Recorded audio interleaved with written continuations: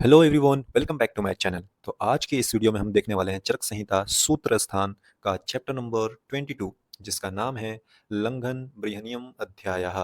और इसके अंदर हम पढ़ने वाले हैं षड्विध उपक्रम, यानी 6 प्रकार की चिकित्सा का संपूर्ण ज्ञान। तो चलिए वीडियो शुरू करते हैं। ये परिचय है, ठीक है। और अब करने वाले हैं हम चैप्टर की शुरुआत। यहाँ पे सबसे पहले जो श्लोक नंबर 3 और 4 है, इसमें हम देखने वाले हैं भिषक की परिभाषा और षड उपक्रम, ठीक है। तो यहाँ पे 6 प्रकार की मुख्य चिकित्सा देखते हैं जिसको षड उपक्रम बोला गया है। पहला है लंघन, फिर दूसरा बृहन, तीसरा रुक्षन, चौथा स्नेहन, पांचवा स्वेदन है, एंड लास्ट है स्तंभन। तो इस तरीके से टोटल 6 मुख्य चिकित्सा हो गया जिस और इसी को षड उपक्रम कहते हैं। और जो वैद्य इन 6 चिकित्सा पद्धतियों का उचित काल पर प्रयोग करना जानता है, वास्तव में वही सच्चा वैद्य है, मतलब कि वही भिषक है। तो श्लोक को देखते हैं, देखो ये परिभाषा है, तो इसे याद रखना। अच्छा, यानी कि आपको याद कर लेना चाहिए अगर ये परिभाषा है तो। इधर देखो, यहाँ पे देखो, लंघनम ब्रीहनम काले रुक्षणम स्नेहनम तथा स्वेदनम स्तंभनम च एव जानीते यह सा वह भिषक। मतलब देखो, लंघन, ब्रीहन, काले मतलब समय पर, रुक्षण, स्नेहन तथा स्वेदन और स्तंभन, इन छहों चिकित्सा पद्धतियों का काले मतलब समय पर क्या करना, समय पर उपयोग करना जानता हो, जानियत मतलब जानीते मतलब जानता हो, यह जो जो वैद्य यह मतलब जो वैद्य इन 6 पद्धतियों को सही समय पर उपयोग करना जानता हो, उसे ही सा वह भिषक, मतलब उसे ही भिषक कहते हैं। तो ये डेफिनेशन है भिषक का, ठीक है। और बस आगे चलते हैं। आगे देखते हैं अब अग्निवेश के 12 महत्वपूर्ण प्रश्न। इसके अंदर टोटल 12 क्वेश्चन पूछे हैं अग्निवेश ने। पहला है लंघन किसे कहते हैं और इसके योग्य पुरुष कौन है। फिर बृहन किसे कहते हैं, इसके योग्य पुरुष कौन है। रुक्षण किसे कहते हैं, इसके योग्य पुरुष कौन है। स्नेहन किसे कहते हैं, इसके योग्य पुरुष कौन है। स्वेद किसे कहते हैं और इसके योग्य पुरुष कौन है। टोटल 10 क्वेश्चन हो गए, अब बचे 2। तो 2 क्वेश्चन आगे इस स्लाइड में है। 11th है स्तंभन किसे कहते हैं और इसके योग्य पुरुष कौन है। तो ये टोटल क्वेश्चन का आंसर इस चैप्टर में है और यही पढ़ना है हमें, ठीक है। तो सबसे पहला आता है अस्थाओं का लक्षण का प्रश्न। अग्निवेश ने इन 6 उपकरणों के 3 भेदों का लक्षण भी संक्षेप में पूछे हैं। और पूछा है, इसके अलावा भी क्या पूछा है, इन सभी का, यानी कि स्नेहन, स्वेदन, स्तंभन, रुक्षण, ये सभी का सम्यक योग क्या है, अयोग मतलब कि उचित मात्रा में करने पर क्या लक्षण होते हैं, अयोग मतलब ना करने या कम करने पर क्या लक्षण होते हैं, अतियोग मतलब अत्यधिक मात्रा में करने पर क्या लक्षण होते हैं। तो ये सारे लक्षण पूछे हैं, ठीक है। तो अब चलते हैं, पहले देखते हैं लंघन और बृहन की परिभाषा। लंघन क्या होता है, यत मतलब जो, यत किंचित लाघव कर्म, जो लाघव कर्म मतलब लघुता उत्पन्न करता है शरीर में, उसे ही लंघन कहते हैं। तत् लंघनम स्मृतम। फिर बृहन क्या होता है, बृहतम शरीरस्य जनियेत तत् च बृहनम, जो शरीर को, शरीरस्य मतलब शरीर का क्या करता है, बृहन करता है, उसे ही बृहनम कहते हैं। तो इसी के एक्सप्लेनेशन देखते हैं। लंघन का लक्षण मतलब डेफिनेशन देखा जाए तो जो द्रव्य या उपाय शरीर में लाघवता उत्पन्न करता है उसे लंघन कहते हैं। और बृहन का लक्षण देखें, जो भी द्रव्य या उपाय शरीर में बृहत्व मतलब स्थूलता या मांस वृद्धि उत्पन्न करता है उसे बृहन कहते हैं। विशेष की बात करें यहाँ पे, तो सामान्यतः दोष धातु और मलों की जिससे वृद्धि हो वो बृहन है, और जिससे इनमें लघुता आए वह लंघन है। तो यही था लंघन और बृहन की परिभाषा। तो आगे चलते हैं, अब और भी है, टोटल 6 हैं, तो हमने 2 का देख लिया। अब 4 बचे हैं, जिनमें से 2 ये हैं, रुक्षन और स्नेहन की परिभाषा। रुक्षण किसे कहते हैं, रोक्ष्यम खरत्वम वैशद्यम, यत मतलब जो क्या करता है, रुक्षता लाता है, खरता उत्पन्न करता है, वैशद्य होता है, कुर्यात तद्धि रुक्षणम, तो उसे रुक्षण कहते हैं। तो इसी को देखो एक्सप्लेनेशन, जो द्रव्य या उपाय शरीर में रूखापन, खुरदरापन, विशुद्धता उत्पन्न करता है उसे रुक्षण कहते हैं। और स्नेहन का लक्षण देखो, स्नेहनम क्या करता है, स्नेह विषयंद मार्दव क्लेदकारकम, स्नेह विषयंद मार्दव क्लेदकारकम, सबका यहाँ पे मतलब बता रखा है मैंने एक्सप्लेनेशन में। जो द्रव शरीर में स्नेह मतलब कि स्निग्धता मतलब चिकनापन, विषयंद मतलब तरलता, मृदा मतलब कोमलता, और स्क्लेद कारकम मतलब नमी उत्पन्न करता है, उसे ही स्नेहन कहते हैं, ठीक है। रुक्षण स्नेहन समझ में आया। अब देखते हैं लास्ट सेकंड, अब बचा सेकंड एंड लास्ट 2 बचे हैं, स्वेदन और स्तंभन की परिभाषा। देखो यहाँ पे देखो, श्लोक, पहले श्लोक में देखो, स्तंभ गौरव शीतघ्नम, यानी कि स्तंभ का, गौरव का और शीत का क्या करता है, यानी कि उसको नाश करता है, उसे ही और उसे ही स्वेदनम कहते हैं, और ये श्वेत कारकम होता है। फिर ये तो हो गया स्वेदन का। तो वही जो उपाय शरीर की जकड़ाहट मतलब स्तंभ, गौरव मतलब भारीपन, शीत मतलब ठंड को क्या करता है, तघने, लास्ट में तघने मतलब कि नष्ट करता है, तथा क्या श्वेत कार्यक्रम और पसीना बाहर निकालता है, उसे श्वेत कहते हैं, स्वेदन कहते हैं। स्तंभन क्या करता है, स्तंभयति मतलब रोकता है, क्या क्या रोकता है, यत मतलब जो, स्तंभति जो रोकता है, क्या अंग, अंग क्या क्या अंगतिम अंतम चलम ध्रुवम, मतलब कि चल द्रव्यों को, जैसे अतिसार में मल, रक्तपित्त में कफ, ये सारी चीज़ें निकलने वाली, तो इन सारी चीज़ों को, चल द्रव्यों को निश्चित रूप से रोकता है, उसे ही स्तंभन कहते हैं। ठीक है? अगर वीडियो आपको अच्छी लग रही हो ये, तो प्लीज़ वीडियो को लाइक और चैनल को सब्सक्राइब करना ना भूलें। तो चलते हैं आगे, अब बढ़ते हैं वीडियो में। अब यहाँ पे एक विमर्श में देखोगे तो, अगर आपने फर्स्ट प्रॉफ में, अगर आपने तो पढ़ा ही होगा अष्टांग हृदय, तो उसमें आचार्य वाग्भट ने क्या करा है, ये 6 उपकर्मों को केवल 2 श्रेणियों में समेट दिया है। पहला है संतर्पण और दूसरा है अपतर्पण। संतर्पण मतलब बृहन द्रव्य आ जाएँगे, अपतर्पण मतलब लंघन वाले सारे आ जाएँगे। तो संतर्पण में देखो क्या, इनके अंतर्गत शरीर को पुष्ट करने वाली क्रियाएँ आती हैं, और अपतर्पण में इसके अंतर्गत शरीर को कृश मतलब हल्का करने वाली क्रियाएँ आती हैं। जैसे संतर्पण में क्या-क्या आ जाएगा, ब्रीहन, स्नेहन और स्तंभन, ये याद रखना, ठीक है? ये याद रखोगे ना, तो आपको इससे एक फ़ायदा ये होगा कि इसके जब गुण देखेंगे, तो इन तीनों का गुण जो होगा मिलता-जुलता होगा। तो एक का याद होगा तो आपको तो इसके थ्रू आपका तीनों का याद हो जाएगा। इसी तरीके से अपतर्पण में देखें तो लंघन, सॉरी, तो लंघन, रुक्षन और स्वेदन। तो इसी तरीके से अवतर्पण में भी 3 आ जाते हैं, लंघन, रुक्षन और स्वेदन। तो ये दोनों याद रखना, संतर्पण में कौन-कौन से आते हैं और अवतर्पण में कौन-कौन से आते हैं। अवतर्पण में लंघन आता है, रुक्षन आता है और स्वेदन आता है, ठीक है? पसीना निकालने वाला, ये अवतर्पण में आता है। वायु का नियम देखें यहाँ पे नीचे, तो सभी की वृद्धि तर्पण से होती है, ठीक है? लेकिन यहाँ पे वायु की वृद्धि अवतर्पण से होती है और क्षय तर्पण से होता है। इसमें वायु का अलग ही चलता है, ठीक है? तो अवतर्पण में लंघन, रुक्षन, स्वेदन है, और संतर्पण में है बृहन, स्नेहन और स्तंभन है। तो आगे चलते हैं, अब सारे यानी कि सारे षट उपकर्मों का हम गुण देखने वाले हैं। तो लंघन और बृहन द्रव्यों के गुण देखते हैं, ठीक है? तो ये वही है, लघु, उष्ण, तीक्ष्ण, विशद, रुक्षम, सूक्ष्म, खरम, परम, कठिन, कठिन च यद द्रव्यम प्रायः तत् लंघनम स्मृतम। तो वही है, इसके गुण देखो, नीचे एक्सप्लेन कर रखा मैंने। लघु, उष्ण, तीक्ष्ण, विशद, रुक्ष, सूक्ष्म, खर, सर और कठिन। और बृहन द्रव्य के गुण हो जाएंगे गुरु, शीतम, मृदु, स्निग्धम, बहलम, स्थूल, पिच्छलम, प्रायो मंदम, स्थिरम, सुलक्षणम, द्रव्यम, बृहनम उच्यते। तो प्राय का मतलब यहाँ पे हम देखेंगे, समझा रखा प्राय का मतलब यहाँ पे क्या होता है। पहले बृहन द्रव्य के गुण देख लेते हैं, गुरु, शीत, मृदु, स्निग्ध, बहल, स्थूल, पिश्चिल, मंद, स्थिर और सुलक्षण। तो यहाँ पे देखोगे ना, तो इसका जस्ट अपोजिट, लंघन के जस्ट अपोजिट जो गुण है वो बृहन के हैं। देखो, लघु है तो इसका गुरु हो जाएगा, उष्ण है तो इसका शीत हो जाएगा, तीक्ष्ण है तो इसका मृदु हो जाएगा, ठीक है? जैसे इसका रुक्ष है तो इसका स्निग्ध है। देखो, इस श्लोक में आपको दिख रहा होगा, रुक्ष है तो ये स्निग्ध है, सूक्ष्म है तो ये क्या है, स्थूल है, खर है, खर मतलब रफ, तो इसका सुलक्षण है, ये कठिन है तो ये क्या, मंद है। तो इस तरह के सारे इसके अपोजिट में लक्षण आते हैं, ठीक है? तो आप अगर एक याद रखते हो तो दोनों याद हो जाएँगे, और इसी तरीके से अगर लंघन याद रखते हो, तो सारे जो अवतर्पण वाले थे वो सारे मतलब मिलता-जुलता सारे आ जाएँगे इसके अंदर गुण। तो इस तरीके से आप इस गुण को याद रख सकते हो, ठीक है? अपोजिट करके, या फिर जिस तरह से अभी मैंने बताया, वाग्भट ने 3 2 2 पार्ट में डिवाइड कर रखा था, संतर्पण, अवतर्पण में। तो किसी एक का अगर याद रखते हो, तो उससे तीनों का आप ऑलमोस्ट 5 से ज़्यादातर जो पॉइंट होते हैं सिमिलर ही होते हैं। और इसमें अभी अभी जो हम पढ़ने वाले हैं, कंपेयर वाला, लंघन का उल्टा बृहन होगा। और इसी तरीके से देखो, अब पहले इसको प्राय का मतलब समझते हैं, जो श्लोक में दे रखा है, इसकी बात कर रहा हूँ मैं, प्राय। देखो, ये श्लोक में देखा ना, प्राय, प्राय का मतलब यहाँ पे क्या बता रखा है। प्राय शब्द का रहस्य देखते हैं। कुछ द्रव्य क्या होते हैं, गुण होने पर भी विपरीत कार्य करते हैं। जैसे पिपली और भिलावा उष्ण होते हुए भी रसायन और विहन करते हैं। जैसे कि हमें पता है, उष्ण गुण किसके होते हैं, लंघनों के होते हैं, मतलब अपतर्पण द्रव्य के होते हैं। और जो अपतर्पण होते हैं वो क्या करते हैं, लंघन मतलब क्या, अपतर्पण ही करेंगे, क्या करेंगे, वो क्रिस्टल लाएंगे, वो दुबलेपन लाएंगे। तो लेकिन ये क्या करता है, पिपली और भिलावा उष्ण होते हुए भी रसायन और ब्रीहन का काम करती है। और इसी तरीके से प्रियंगु, प्रियंगु जो है, शीतल होते हुए भी लंघन का कार्य करती है, मतलब कि बॉडी को क्या करने, सुखाने का काम करती है, पतला करने का काम करती है। और जबकि पता है कि देखो, बृहन द्रव्य गुण क्या है, शीत है ना, शीत, बृहन द्रव्य के गुण शीत है, फिर भी ये क्या कर रहा है, लंघन कार्य कर रही है। इसलिए यहाँ पे श्लोक में प्राय आया है। प्राय मतलब कभी कभी गुण होने पर भी गुण के विपरीत कार्य होता है, इसलिए इसमें प्राय का इस्तेमाल किया गया है। अब रुक्षण स्नेहन का देखते हैं।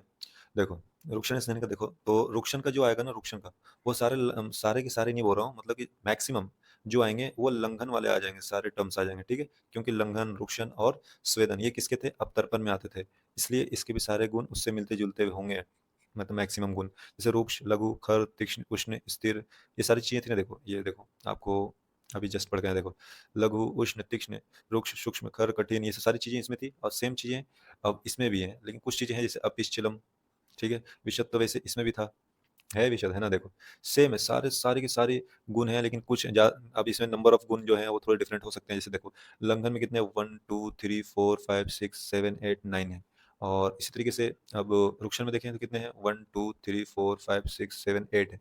तो नंबर ऑफ गुण डिफरेंट हो सकते हैं और कोई-कोई जो गुण है वो थोड़ा-सा डिफरेंट हो सकता है, ठीक है? और बस लेकिन ज़्यादातर जो मेजॉरिटी होंगे वो सेम ही होंगे गुण। तो इस तरीके से इसलिए मैंने आपको बोला था जो अवतर्पण में द्रव्य आते हैं 3 और जो संतर्पण में आते हैं उन्हें याद रखना और उनके कोई एक याद कर लेना तो सारे सबके सेम ही गुण होंगे और कुछ-कुछ गुण अलग होगा तो उतना मतलब एग्ज़ाम टाइम में मैटर नहीं करता। बहुत है 7 से 6 से 5 से 6 टर्म में लिख दोगे तो बहुत काफ़ी हो जाता है। और उसके जस्ट अपोज़िट हो जाएगा, रुक्शन के जस्ट अपोज़िट स्नेहन हो जाएगा। जैसे रुक्ष है, तो ये क्या हो जाएगा? रुक्ष का स्निग्ध हो जाएगा, ठीक है? लघु है, लघु का क्या हो जाएगा? गुरु हो जाएगा, ठीक है? और देखते हो गया, लघु का क्या हो गया? गुरु हो गया। तीक्ष्ण का क्या हो जाएगा? तीक्ष्ण का मंद हो जाएगा। उष्ण का क्या हो जाएगा? शीत हो जाएगा, ठीक है? और स्थिर का सर हो जाएगा। पिश्चिल मतलब विषद है तो पिश्चिल हो जाएगा। कठिन का क्या हो जाएगा? वो मृदु हो जाएगा। तो सारे देखो है ना गुण मिलते जस्ट अपोज़िट। तो इसलिए बोल रहा हूँ कि अगर आप इस तरीके से आप ये सारे गुण याद रख सकते हो। रट्टा मारने जाओगे तो आप भूल जाओगे बार-बार। तो इस तरीके से थोड़ा-सा कॉमन सेंस लगा के आप याद रखने की कोशिश करो। आगे चलते हैं, सारे गुण हो गए। और फिर एक कंपैरिज़न टेबल भी मैंने बना रखा है जो अपने उसमें भी है, बुक में भी देखोगे तो मिल जाएगा। तो उसके थ्रू भी एक बार देख लेंगे, गो थ्रू कर लेंगे। अब स्वेदन और स्तंभन की बात करते हैं, तो स्वेदन किसमें आता है? अवतर्पण में आता है, तो वही सारी गुण इसमें भी आ जाएगी। उष्ण, तीक्ष्ण, शर, स्निग्ध। देखो स्निग्ध है, देखो स्निग्ध स्निग्ध देखो कोई सा गुण जो बोला था ना मेजॉरिटी नहीं होंगे सेम, कुछ 1-2 होंगे जो डिफरेंट होंगे। स्निग्ध आ गया इसमें, रुक्ष भी आ गया और सूक्ष्म, द्रव, स्थिर और गुरु। देखो इसमें गुरु भी आ गया और क्या आ गया? स्निग्ध भी आ गया, थोड़ा-सा डिफरेंट आया आया है, ठीक है ना? ये जो स्वेदन है ना, वो थोड़ा-सा डिफरेंट है। गुरु है, देखो इसमें लघु होना चाहिए था। रुक्ष भी है, लघु स्निग्ध भी है, दोनों ही है इसलिए। और ये यही थोड़ी-थोड़ी जो चीज़ें होती है उसे ध्यान रखना होता है। और स्तंभन के देख लेते हैं, उष्ण है तो इसका शीत होगा क्योंकि ये पता है ये संतर्पण द्रव्य है। शीत, मंद, मृदु, सुलक्षण। ये देखो रुक्ष है, जस्ट अपोज़िट देखो। इसमें डिफरेंस है तो इसमें भी डिफरेंस होगा। तो ये पेयर वाला इसलिए दे रखा है, ठीक है? पेयर में इसलिए कर रखा है ताकि आपको याद रखना आसान हो जाए, ठीक है? ये सब देख लेना, आप अपने तरीके से भी आप याद रख सकते हो। जो मेरे को बताना था मैंने आपको बता दिया कि पहले तो ये आपको याद रखना है कि संतर्पण में कौन से आते हैं, अवतर्पण में कौन से आते हैं। फिर पेयर में याद रखना, ठीक है? पेयर में जैसे स्नेहन, बृहन, लंघन, स्नेहन और क्या था? ये था ना ये रुक्षण और स्नेहन और फिर अब लास्ट है स्वेदन और स्तंभन। तो पेयर में भी आप याद रख सकते हो और इस तरीके से आपको याद रह जाएगा, ठीक है? पेयर में याद रखने से फायदा क्या होगा? इसका अपोजिट इसका वजह से स्वेदन स्तंभन, स्वेदन में कुछ मतलब कि है अपोजिट चीजें तो इसमें उल्टी हो जाएगी। तो इसी तरीके से आप इसको थोड़ा सा ध्यान में रख सकते हो। अब कंपेरिजन चार्ट देख लेते हैं इसके। देखो गुणों का देखो, अब हमें ये इसमें चीज बताना चाहिए कि संतर्पण में कौन सा, देखो ये लंघन और रुक्षन और स्वेदन ये किस में थे? ये तीनों थे अपतर्पण में, ठीक है? ये तीनों अपतर्पण में थे और बाकी जो 3 बचे वो किसमें थे? अपतर्पण, ठीक है? और बाकी जो 3 बचे वो थे संतर्पण में थे, बृहन, स्नेहन और स्तंभन। अब देखो हमने क्या-क्या पढ़ा? पेयर में पढ़ा, इन दोनों का एक साथ पढ़ा, फिर इन दोनों का एक साथ पढ़ा, फिर इन दोनों का एक साथ पढ़ा। वही किस लिए पढ़ा देखो, जस्ट अपोजिट अपोजिट। पहले ये देखो, पहले जो अपतर्पण वाला था उसको कंपेयर करते हैं पहले। लघु है, लंघन, फिर रुक्षण का भी लघु है, लेकिन देखो स्वेदन का गुरु है। ये थोड़ा-सा डिफरेंट था, हमने देखा भी था। उष्ण है, ये भी उष्ण है, ये भी उष्ण है। तो ये टेबल आप एक बार खुद से भी देख लेना, बुक में भी है, ठीक है? और जो देखो स्वेदन देखो उल्टा है ना, तो इस तरह स्तंभन भी इसका उल्टा हो जाएगा। स्तंभन स्वेदन स्तंभन का उल्टा चलता है। तो गुरु है तो ये लघु हो जाएगा, उष्ण है तो ये शीत हो जाएगा। समझ में आ रहा है कुछ? वही चीज़ें हैं देखो, ये दोनों ही है, रुक्ष और स्निग्ध दोनों हैं, जबकि ये सारे क्या होते हैं? रुक्ष होते हैं, अवतर्पण द्रव्य। ये सारी चीज़ें जो है पॉइंट में, टर्म में ये सब देख लेना, ठीक है? अब यहाँ पे देखो ये निष्कर्ष में निकला है कि बृहन और स्नेहन में 6 अंशों की समानता है। लंघन और रुक्षन में 5 अंशों की समानता है। मतलब कि ज़्यादातर जो है सेम है। कुछ ऐसे ऐसे टर्म्स हैं जो डिफरेंट है, ठीक है? सब सेम नहीं होंगे और नंबर ऑफ गुण्स थोड़ा-सा डिफरेंट हो सकते हैं। इसी कारण वाग्भट ने इन्हें 2 चिकित्सा प्रकारों में समाहित किया है। इसी कारण किया था, ठीक है? सेम है ये सच। तो चलते हैं आगे, समझ में आया ये चार्ट? ये देख लेना, हमने ये पढ़ के ही आया है, बस यहाँ पे एक कंपैरिजन चार्ट है देखने के लिए आपको, ताकि ये ध्यान रहे कि कौन सी चीज़ें डिफरेंट है, एक साथ सारे गुण आ गए ना। तो ये टेबल आप ध्यान रखना, तो जितने पढ़ गए हैं यही था, गुण ही पढ़ रहे थे हम। तो यही टेबल इंपॉर्टेंट है, ये आपको बुक में भी मिल जाएगा, ठीक है? आगे चलते हैं। अब देखते हैं दशविध लंघन। षड उपक्रम में सबसे पहले क्या था? लंघन था, ठीक है? लंघन, बृहन, रुक्षन और स्वेदन, स्नेहन और स्तंभन। अब सबसे पहले हम करने वाले लंघन। लंघन के कितने प्रकार होते हैं? 10 प्रकार होते हैं। तो देखते हैं, चतुष्प्रकार संशोधि मतलब 4 प्रकार के संशोधन कर्म होते हैं। पिपासा हो गया 5, मारुत हो गया 6, आतप हो गया 7, 7 हो गए, पाचन 8 और उपवास हो गया 9 और व्यायाम हो गया 10। तो इसी को लंघन बोलते हैं। टोटल 10 हो गए। और ये 10 जो लंघन है इसको मैंने 2 कैटेगरी में डिवाइड कर रखा है। पहला है द्रव्य रूप लंघन और दूसरा है अद्रव्य रूप लंघन। जिसमें द्रव्य मतलब जिसमें कुछ द्रव्य होंगे, इसमें द्रव्य नहीं होगा, व्यवहार, ठीक है? मतलब इसमें कोई द्रव्य नहीं होगा।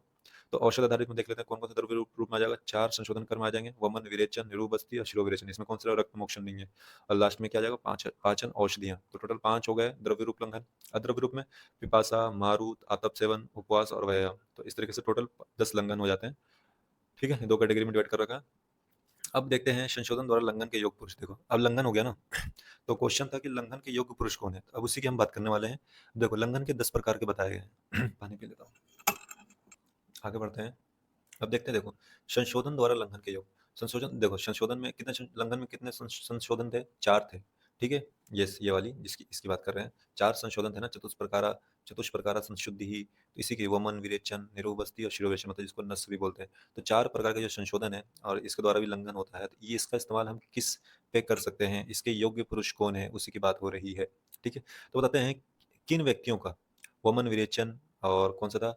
नस्य और शिरोविरेचन था। शिरोविरेचन को ही नस्य बोलते हैं। निरूह बस्ती था, ठीक है? वमन, विरेचन, बस्ती और नस्य, 4 जो थे, उसी की बात हो रही है। इन चारों को शोधन क्रियाओं द्वारा लंघन देना चाहिए, मतलब किन व्यक्तियों को इन चारों शोधन शोधन क्रियाओं द्वारा लंघन देना चाहिए?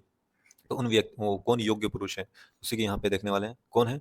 जिनके शरीर में कफ, पित्त, रक्त और मल बहुत अधिक मात्रा में बढ़ गए हों। इसी को श्लोक में बोला है प्रभूत। प्रभूत मतलब बहुत अधिक। क्या हो गया हो? श्लेष में पित्त, अस्र मतलब वही रक्त और मल। प्रभूत, श्लेष में पित्त, अस्र, मला, ठीक है? जिसके शरीर में क्या हो गया हो? श्लेष में पित्त, अस्र और मल बहुत अधिक हो गए हों। दूसरा है संश्लिष्ट मारुतः। इसकी बात हो रही है यहाँ पे। मतलब जिनके शरीर में ये दोष, मतलब ये कफ, वात नहीं आएगा, ठीक है? वात नहीं आएगा, उसके नीचे एक्सप्लेन कर रखा क्यों नहीं आएगा। कफ, पित्त, रक्त और मल, ये सारे दोष वायु से युक्त हो, मतलब कि वायु से संयुक्त हो, युक्त हो, कंबाइन हो, तो उनके उनके उनको भी ये क्या लंघन द्वारा, मतलब संशोधन के द्वारा लंघन कराना चाहिए। और जिनका शरीर बड़ा हो, तो इसी को बृहत शरीर बोला गया, मतलब जिनका शरीर बड़ा हो, उन्हें भी संशोधित कर्म द्वारा लंघन कराना चाहिए। और बलिना, और जो बलवान हो, क्या हो? जो व्यक्ति बलवान हो, उन्हें भी संशोधन क्रिया द्वारा लंघन कराना चाहिए। तो ये टोटल 4 पॉइंट हैं। 4 पॉइंट का ध्यान में रखना कि इन व्यक्तियों को संशोधन द्वारा लंघन के योग्य पुरुष माना गया है। अब यहाँ पे देखते हैं, केवल वात रोग में संशोधन वर्जित है। क्यों? क्योंकि निरूह बस्ती आदि से क्या होता है? रुक्ष होने से वात बढ़ सकती है, वात बढ़ने के चांसेस होते हैं। इसलिए हमें इसमें वात नहीं ऐड किया, सिर्फ कफ और पित्त की बात हुई है। कफ, पित्त, रक्त, मल, ये बहुत बढ़ जाते हैं और ये वायु से युक्त होते हैं। बहुत बड़ा शरीर जिसका हो और जो बलवान व्यक्ति हो, उन्हें ही संशोधन द्वारा लंघन कराना चाहिए। अब कितने बचे? अब बचे पाचन। ये थे ना, दो दो पार्ट में जो डिवाइड करा था हमने, एक द्रव्य वाला, एक अद्रव्य वाला। तो द्रव्य में अब बचा पाचन। पाचन द्वारा लंघन के योग, रोग और पुरुष, इसमें दोनों देखेंगे। योग्य कौन सा है जिसमें हम पाचन द्वारा लंघन कराएंगे, और वो पुरुष कौन है जिसे हम पाचन द्वारा लंघन कराने वाले हैं। तो जब रोग क्या हो? मध्यम बल के हों। रोग क्या हो? मध्यम बल हो, जिसको मध्य बला बोला है श्लोक में। मध्य बला रोगा, ठीक है? और कफ पित्त जनित हो, इसी को कफ पित्त समुत्थिता बोला। समुत्थिता मतलब उत्पन्न हो, कफ और पित्त से उत्पन्न हो, उसी को। और दो हो गया, 2 पॉइंट, मध्य बल वाला हो रोग और कफ पित्त से उत्पन्न हो। और तीसरा बताया, तो सबसे पहले पाचन औषधियों से लंघन कराना चाहिए। तो यही रोग बता दिया। रोग कैसा हो? और भी रोग का नाम नीचे, ठीक है? जब रोग मध्यम बल के हों और कफ पित्त जनित हों, तो सबसे पहले पाचन औषधियों से लंघन कराना चाहिए। और प्रमुख रोग कौन कौन से हैं? ये सारे आ जाएंगे। वम्य, अतिसार, हृद रोग, विसूचिका, अल्सर, ज्वर, विबंध, गौरव, उद्गार, हिरलास और आरोचक आदि। तो ये सारे जो रोग हैं, ये याद रख लेना, ठीक है? वमन, अतिसार, जिसको दस्तरी बोलते हैं, हृद रोग, विसूचिका मतलब कॉलरा, और अल्सक, ज्वर, विबंध मतलब कब्जी जिसको बोलते हैं, शरीर में भारीपन, गौरव, और उद्गार मतलब डकार, जी मचलाना मतलब हिल्लास, और आरोचक मतलब भोजन में अरुचि। तो ये सारे रोग हो जाते हैं जिनको, उन्हें हम पाचन के द्वारा लंघन कराते हैं। आदौ उपाचार, इसकी बात हो रही है यहाँ पे। एक श्लोक में देखो, यहाँ पे नहीं है, नहीं है, देखो, चल छोड़ो, यहाँ पे देखो, आदौ उपचारित मतलब उपाचरित, सॉरी, आदौ उपाचरित, आम दोष के पचाने के लिए निराम अवस्था में शुरुआत में ही पाचन का प्रयोग करें। ये एक मतलब बता रखे हैं कि आम दोष को बचाने के लिए निराम अवस्था में ही, शुरुआत में ही पाचन का प्रयोग करने के लिए बोला गया है यहाँ पे। तो ये पाचन द्वारा समझ में आया, किसे हमें क्या करना चाहिए? पाचन द्वारा लंघन करना चाहिए। तो जब रोगी क्या हो? मध्यम बल वाला हो, ठीक है? और रोग क्या हो? कफ पित्त जनित हो। और रोग कौन कौन सा? वमन, अतिसार, हृदय रोग, सूचिका, अल्सर, ज्वर, बुखार, ये सारी चीजें होनी चाहिए, ठीक है? अब देखते हैं, हो गया अपना 5 तो हो गए, अब बचा 5 और। पिपासा और उपवास से देखते हैं उसके योग्य पुरुष कौन-कौन से हैं। पिपासा और उपवास का देखो, यदि ऊपर कहे गए रोग, मतलब कि वही ज्वर, अतिसार, विसूचिका, अल्सर, हृदरोग, ये सब चीज़ें, जो चीज़ें थी, जो अभी हम पढ़ के आए हैं, ये सब कब्ज़-वब्ज़, ये सब विबंध, गौरवता, हिरलास, आरोचक, इसकी बात हो रही है। तो ये सारी चीज़ें अगर हो, तो और ये क्या हो? किसके, कौन से शरीर में हो? शरीर में हो, लेकिन अल्प बल वाले शरीर में हो। लेकिन अब जो वो था, वो किसमें था? मध्यम बल वाले में था। ये अगर यही बीमारी, यही रोग अगर अल्प बल वाले में हो, तो उन्हें हम पाचन के द्वारा नहीं, बल्कि पिपासा के द्वारा, यानी प्यास रोककर और उपवास द्वारा ठीक करेंगे, ठीक है? लंघन करवाएँगे उसको। और व्यायाम, धूप और हवा किसके लिए इस्तेमाल होगा? जो बलवान व्यक्ति हो। देखो, इसमें 3 व्यक्तियों की बात हुई है। बलवान में व्यायाम, आतप और मारुत का, और अल्प में पिपासा और मारुत का, और मध्यम में इसकी बात हो रही थी, पाचन द्वारा, ठीक है? और संशोधन में कौन से लोग आ रहे थे? ये आ रहे थे, जो किन व्यक्तियों में? जो कफ, पित्त, रक्त, मल बहुत अधिक मात्रा में निकल गए हों, ठीक है? और शरीर बहुत व्यक्ति बलवान हो, ठीक है? ये बलवान के लिए ये भी था। ठीक है? और पाचन द्वारा तो मध्यम बल वाले थे, और पिपासा क्या है? अल्प बल वाले। और व्यायाम, धूप और हवा भी क्या है? बलवान व्यक्ति के लिए है। तो एक संशोधन कर्म बलवान व्यक्ति के लिए, और व्यायाम, धूप, आत्म ये क्या है? ये भी बलवान व्यक्ति के लिए है। तो यदि बलवान व्यक्तियों के शरीर में कोई भी रोग, लेकिन यहाँ पे क्या हो, रोग मध्यम बल वाले होने चाहिए। डिफरेंस समझ में आया? व्यायाम, धूप और हवा का सेवन मतलब कि इस्तेमाल कब करना लंघन के लिए? जब व्यक्ति तो बलवान हो, लेकिन जो रोग हो वो मध्यम बल वाले हों, तो उन्हें व्यायाम, तेज धूप, तेज हवा के सेवन द्वारा जीतना चाहिए, मतलब ठीक करना चाहिए। यदि रोग अल्प बल वाले हों तो वो अपने आप ही सुखपूर्वक नष्ट हो जाता है, ठीक है? तो इसमें कोई करने की ज़रूरत नहीं पड़ती। तो इस तरीके से हमारा ये जो होता है 5 टोटल 10 लंघन जो थे वो होता है हमारा समाप्त, ठीक है? अब देखते हैं लंघन का विशेष काल, मतलब कब हमें लंघन करना चाहिए। विशेष काल देखो, शिशिर लंघन है, मतलब शिशिर ऋतु में करना चाहिए लंघन। अब यहाँ पे बात हो रही है शिशिर ऋतु में किसे करना चाहिए? इन रोगियों को। किन रोगियों को करना चाहिए? इन रोगियों के लिए शिशिर में लंघन उत्तम माना गया है। कौन-कौन से? त्वक दोषिनाम, यानी कि जो कुष्ठ रोग, जो त्वचा के रोगी होते हैं उनके लिए। प्रमीढ़नाम, मतलब प्रमेह रोगियों के लिए। स्निग्ध अभिष्यन्दी बृहनाम, मतलब कि जो अत्यंत स्निग्ध और अभिष्यन्दी हो, स्थूल व्यक्ति हो, उनके लिए। क्योंकि देखो, हमें पता है कि शिशिर ऋतु में क्या होता है? अग्नि बलवान होता है, क्योंकि सर्दी का टाइम होता है, ठीक है? सर्दी में क्या होती है? अग्नि बलवान होती है, और अग्नि बलवान होती है और उसमें लंघन करेंगे तो अगर एक कोई नॉर्मल इंसान लंघन करता है, वो तो सूख जाएगा ना। उसको अग्नि क्या करती है? अग्नि को ईंधन, ईंधन क्या है? वो ईंधन, अग्नि के लिए ईंधन क्या है? हमारा खाना है। अगर हम खाना नहीं देंगे तो हमारे टिश्यूज़, हमारे धातु को वो पाचन करना स्टार्ट कर देगा, जिसकी वजह से हमारा शरीर में कर्षण होगा, मतलब कि पतले होते जाएँगे, कृश होता जाएगा, तो नुकसान करेगा। लेकिन किन्हें शिशिर ऋतु में करने के लिए माना बोला गया है? जो अति स्थूल व्यक्ति हों, बहुत मोटे हों, ठीक है? तो उन्हें कुछ फ़र्क नहीं पड़ेगा, उनके जो फैट होंगे, बल्कि और अच्छी बात हो जाएगी कि वो उनके जो फैट, जो एक्स्ट्रा फैट डिपॉज़िट होंगे, वो यूज़ हो जाएँगे, ठीक है? और अभिशयंदी, यानी कि स्रोतों में कफ जो बढ़ गया हो, यानी कफ वाले जो होते हैं ना लोग ज़्यादातर, उन्हीं के लिए शिशिर ऋतु में लंघन कराना चाहिए। और अत्यंत स्निग्ध व्यक्ति, मतलब वही कफ से रिलेटेड है। और प्रमेह भी, डायबिटीज़ वाला, और त्वक दोषी के लिए, त्वचा के रोगी के लिए भी शिशिर ऋतु में लंघन करने के लिए कहा गया है। वात विकार में अपवाद है। सामान्यतः वात रोगियों में लंघन मना है, ठीक है? किंतु शिशिर ऋतु में विसर्ग काल के कारण धातुएँ स्वाभाविक बढ़ती हैं और कफ का अनुबंध होता है। इसलिए वात विकारों में भी अपी अर्थात आवश्यकतानुसार लंघन कराया जा सकता है। एक तो देखो, माना कि शिशिर ऋतु में क्या होती है? अग्नि तेज होती है, लेकिन यहाँ पे एक और भी यहाँ पे एक कारण होता है कि धातुएँ स्वाभाविक बढ़ती हैं, यानी कि इसमें ऑटोमेटिक बढ़ती है, ठीक है? विसर्ग काल के कारण। इसलिए इसमें ऋतु में अविकार वाले, जो वात विकार वाले पुरुष होते हैं, वो भी, इसको श्लोक में देखो, षष्ठम अपी, अपी इसकी बात, अपी वात विकार विकारिणम, यानी कि वात विकार वाले भी इसमें लंघन कर सकते हैं। ठीक है, लंघन का समझ में आया शिशिर ऋतु में किसे करना चाहिए। अब सर्वश्रेष्ठ बृहन द्रव्य की बात करने वाले हैं, और उसके योग्य पुरुष कौन है। लंघन का हो गया, अब बृहन करेंगे, ठीक है? लंघन होता है अपना समाप्त। अब बृहन की ओर बढ़ते हैं। देखो, बृहन सर्वश्रेष्ठ मास बृहन द्रव्य कौन कौन से है? जो पशु पक्षी यानी जो पशु, मछली या पक्षी विषैले बांध से ना मरे हों, उसी को बोलते हैं अदिग्ध विध। देखो श्लोक में देखो, अदिग्ध विध मतलब जो पशु, पक्षी या मछली विषैले बांध से ना मरे हों, रोग रहित हों, जिसी को अक्लिष्ट बोला है, ठीक है? फिर युवा हों, मतलब इसी को वया स्तंभ बोला है। और अपने अनुकूल देश में रहने वाले हों, यानी साथ में 4 ही नाम बोला है जिसको, यानी कि अपने अनुकूल देश में रहने वाले हों, उनका मांस शरीर का सबसे तेज़ी से बढ़ाता है, यानी कि यही सबसे बेस्ट विहीन द्रव्य होते हैं, जो अदिग्ध विद्धम, अक्लिष्टम, वयस्तम, साथ में 4 ही नाम होते हैं, वो उनके जो मांस होते हैं, वो शरीर को सबसे तेज़ी से बढ़ाता है। अब बृहन के योग्य पुरुष कौन है? सर्वश्रेष्ठ बृहन द्रव्य तो देख लिया, बृहन के योग्य पुरुष कौन है? देखो, बृहन किसी को चाहिए? जो कमज़ोर होगा, जो बुड्ढे होंगे उन्हें चाहिए, और क्या? जो ज़्यादा मेहनत करता होगा, इन सारे लोगों को चाहिए। जैसे जैसे जो कोई कमज़ोर है, क्षीण है, उलझ जाता है, मतलब फेफड़ों में घाव है, मतलब जो कम दुबला-पतला है, कृश है, बुड्ढा है, अत्यधिक मार्ग चलने वाला, मतलब परिश्रमी है, वो बहुत पैदल चलता है, नित्य मैथुन करने वाला होता है, या फिर मद्यपान करने वाले हों, इन सबको बृहन कराना चाहिए। वही ये बृहन के योग्य पुरुष हैं। ग्रीष्म ऋतु में बल घटने के कारण सभी स्वस्थ मनुष्यों को भी बृहन कराना चाहिए। ठीक है? ग्रीष्म ऋतु में सभी को भी बृहन कराना चाहिए, क्योंकि ग्रीष्म ऋतु में बल घटता है। तो ये इसमें बता रखा है। श्लोक में भी देखो, ग्रीष्म में देखो, स्त्री मध्य नहीं था तो उसका ये ग्रीष्म में भी क्या करना चाहिए? बृहन कराना चाहिए नर को, क्योंकि ग्रीष्म में बल घट जाता है। तो ये था बृहन के योग्य पुरुष और सर्वश्रेष्ठ मास द्रव्य, यानी बृहन द्रव्य। इसमें मास रस और सर्वसाधारण बृहन उपाय बता रखे हैं। कि यहाँ पे एक और चीज़ यहाँ पे बता रखा है कि जो लोग शोष, अर्श और ग्रहणी, ठीक है? यहाँ पे शोष, श्लोक में देखो, शोष, अर्श, ग्रहणी दोष व्याधि भी कर्षिताश्चाये, मतलब कि जो लोग शोष से, अर्श से, ग्रहणी दोष से, यानी कि इन सारी बीमारियों से कर्षित, मतलब कि कृश हो चुके हैं, दुबले पतले हो चुके हैं, उन्हें क्या करना चाहिए? क्रव्याद मासानाम। क्रव्याद क्या होता है? कच्चे मांस खाने वाले पशु पक्षी, ठीक है? उसको क्रव्याद बोलते हैं। जो कच्चे मांस खाने वालों का जो मांस होता है, वो लघु मांस रस होता है, ठीक है? इसलिए उसे लघु मांस रस देना चाहिए, क्योंकि ये बहुत सुपाच्य और पोषक होता है। तो समझ में आया यहाँ पे? जो लोग अर्श, बवासीर और संगृहणी रोग से बहुत पतले हो चुके हैं, उन्हें कृपयाद मांस देना चाहिए। और उसके लिए, और फिर दूसरा है, ये तो उसके लिए था, जो 3 इसमें देखो, अर्श, बवासीर और संगृहणी से पतले हो चुके हैं। लेकिन अगर सभी के लिए क्या है? सभी के लिए सामान्य बृहन उपाय क्या है?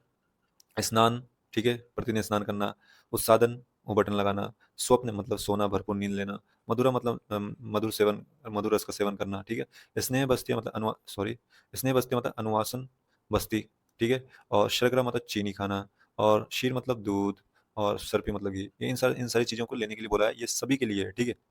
ये सभी के लिए ये कर सकते हैं। अगर आप बृहन या फिर आप बॉडी को सुडौल या फिर थोड़ा-सा मोटा होना चाहते हो, थोड़ा तगड़ा होना चाहते हो, तो आप ये सारी चीज़ें कर सकते हो, सेवन कर सकते हो इन सारी चीज़ों का।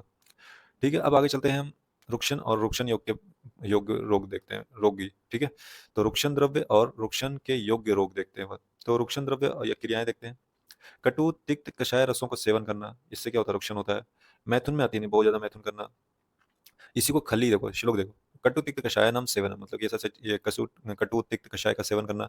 स्त्रीषु क्या मतलब वही है, स्त्रीषु असंयमम, मतलब कि वही, यानी कि ज़्यादा मैथुन करना, ज़्यादा स्त्रियों के साथ सेक्सुअल इंटरकोर्स करना, उनके लिए ये सारी चीज़ें क्या करती है? रोक्षण द्रव्य की तरह काम करती है।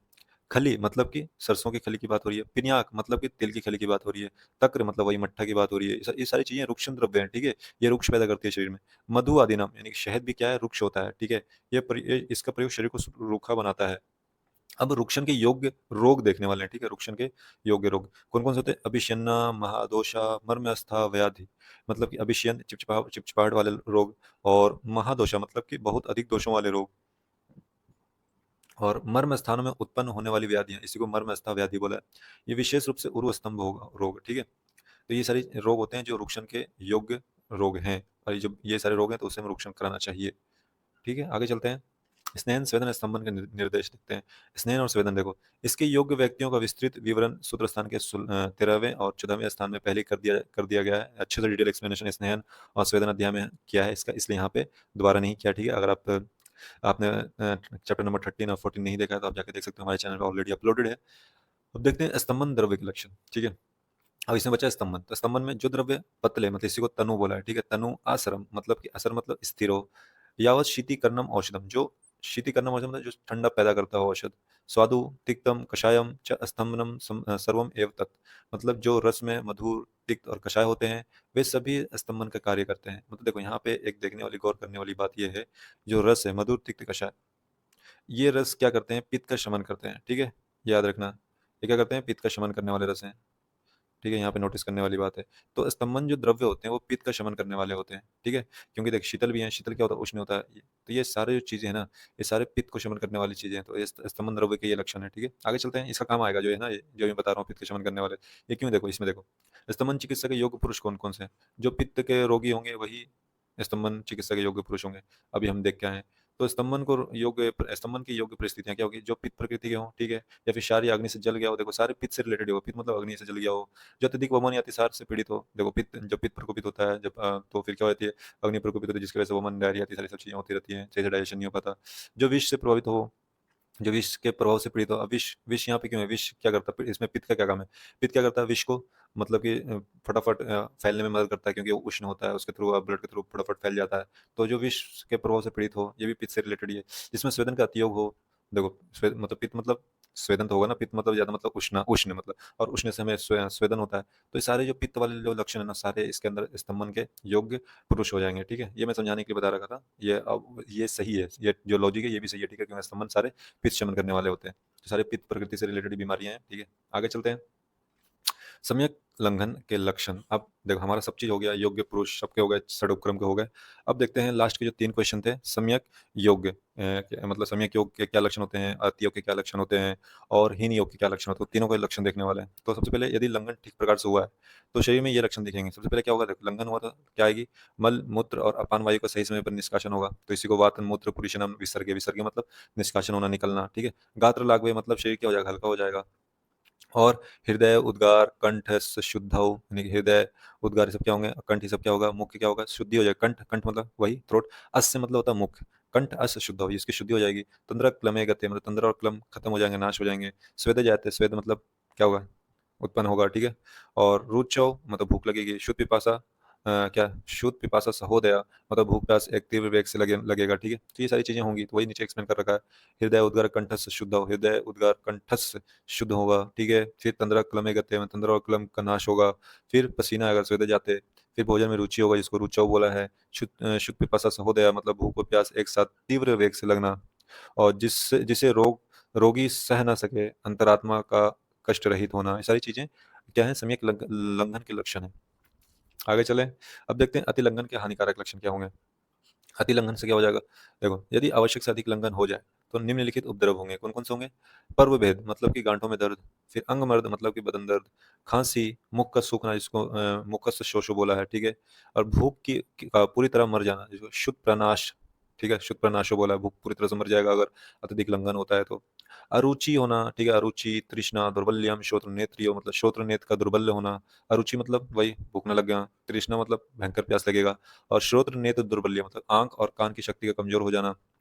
मन का भ्रमित होना, जिसको मनसा संभ्रमो बोला है श्लोक में, ठीक है? अभीक्षणम ऊर्ध्वम वातो तमा हृदि मतलब कि ऊर्ध्ववात का बार-बार अभीक्षणम मतलब बार-बार हृदय के पास अंधेरा छाना जिसको तमो हृदय बोला है, तथा शरीर की अग्नि और बल का पूर्ण नाश हो जाना। तो ये सारी चीज़ें होती हैं अतियोग करने से, तो ये कॉम्प्लिकेशन बोल सकते हो, इसी को उपद्रव बोलते हैं, ठीक है? तो वही सारी चीज़ें याद हो इसमें से देख लेना, श्लोक याद रहे तो याद रहे, नहीं तो नीचे सिंपल एक्सप्लेन कर रखा है मैंने। तो ये भी इस तरीके से आप एक्सप्लेन कर सकते हो एग्ज़ाम में अगर आता है तो। अतिलंघन हो गया। अब बृहन, रुक्षण, स्तंभन के सम्यक अतियोग लक्षण देखते हैं, ठीक है?